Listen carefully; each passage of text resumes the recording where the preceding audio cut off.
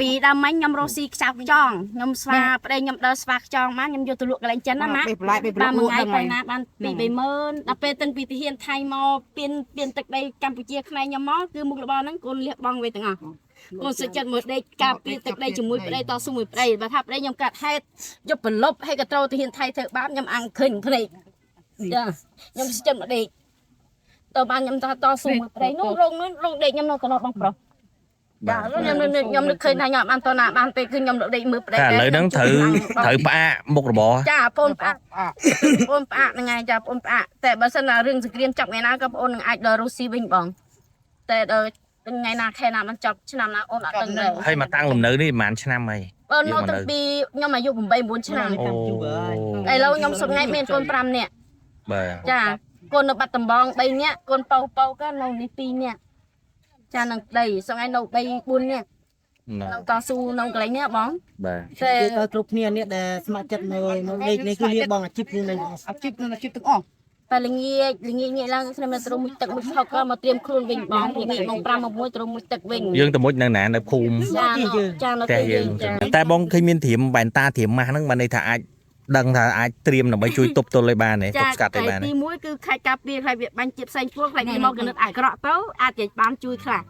ចាបើទី2បើគេដាក់ប្លាលួខ្ញុំអាចจะមានដែកខ្ញុំអានោះដែកនឹងឈើទាញតកក់វាមកតែអាវុធដែលថ្ងៃទី4ខ្ញុំប្រឈមមុខដែរពួកខ្ញុំបានច្រើនទាហានថៃដែរថ្ងៃហ្នឹងទាហានថៃដួលម្នាក់ជីវិតខ្លួនឯងដែរបងប៉ែណាក៏ជីវិតតស៊ូដេកអត់ល្ងុយទៅអាហ្នឹងអញ្ចឹងខ្លាចវាមកបាទយើងមើលអត់ឃើញចង់និយាយថាអញ្ចឹងណា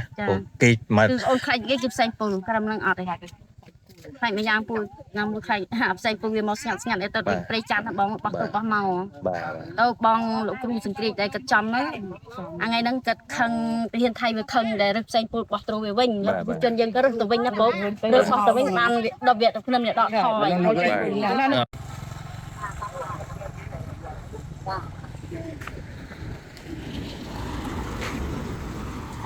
តែទៅមើលផ្សេងនេះយកទៅផ្សេងគិតឯនោះផ្ទាល់ក៏បាន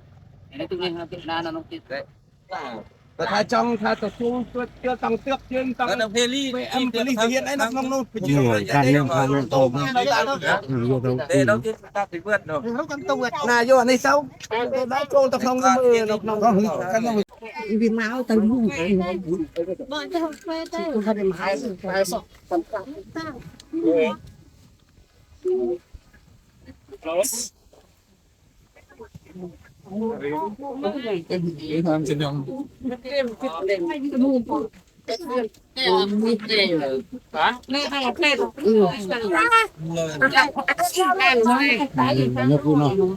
បងនៅ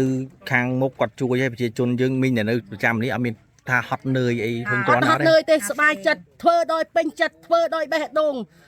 ពេញចិត្តគឺទឹកចិត្តដែលថាធ្វើបានប៉ុណ្ណាគឺខ្ញុំធ្វើប៉ុណ្ណោះជួយប៉ុណ្ណោះទោះបីឈឺទោះបីហត់នឿយគឺខ្ញុំអត់មានអារម្មណ៍ថាហត់ទេស្បាយចិត្តនៅថ្ងៃណាដល់បានអត់បានញ៉ាំបាយក៏មានដែរខ្ញុំថ្ងៃណាបងប្អូនមកជុំជាហេតុដាក់ទឹកកកផងហៅគិតផងគេងាវផងកោបកាសផងគឺអត់បានញ៉ាំបាយទេបាទចាឥឡូវកែពីទឹកទៅមហូបអាហារអ្នកណាធ្វើអ្នកណាសពរស់ជន់គេខាងយើងខាងភូមិនេះចង់ខោឃុំអីគេធ្វើឲ្យហូបសម្រាប់ដាំអាកលែងយើងខាងនោះប៉ុន្តែសពរស់ជន់គេជួយស្រស់ដៃគ្នាផ្នែកមកគ្រប់មុខមាននំបញ្ចុកមានបាយផ្អប់មានបាយឆាមានបាយធម្មតាមាននេះរៀបមិនត្រូវទេចំណៃចំណោគឺមានគ្រប់មុខចាខ្ញុំ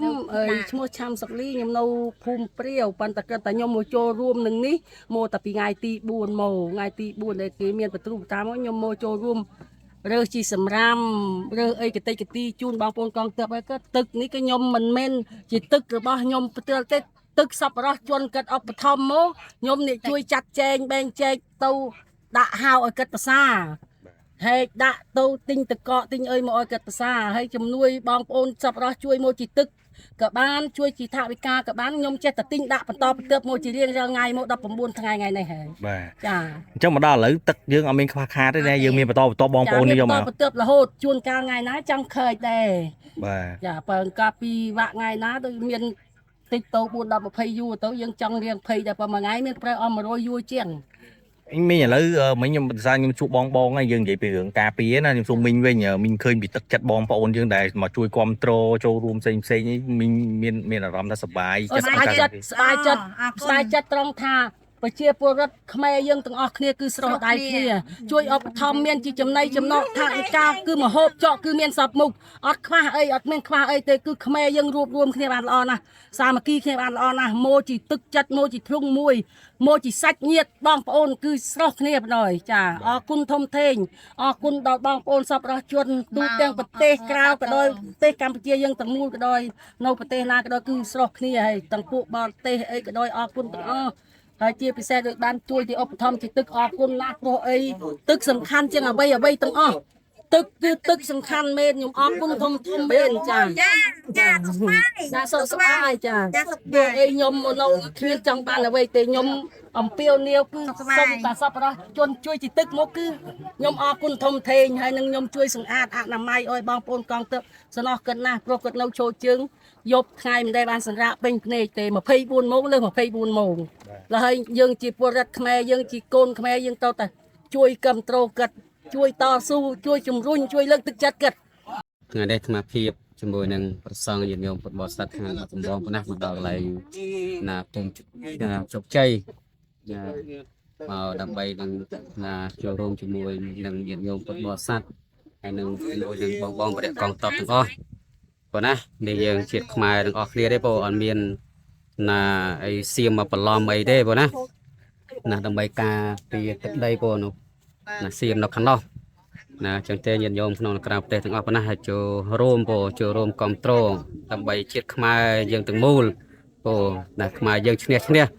បងមុនពីខាងណាមកពីខាង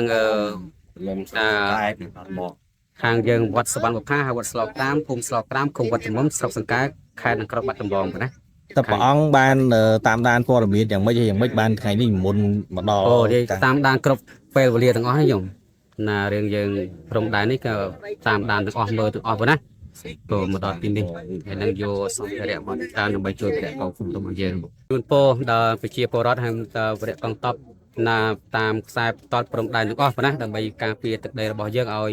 ណាជោគជ័យស៊ូប៉ុណ្ណាយើងដើម្បីណាកុំឲ្យបាត់បង់ទឹកដីរបស់យើងប៉ុណ្ណឹងឯង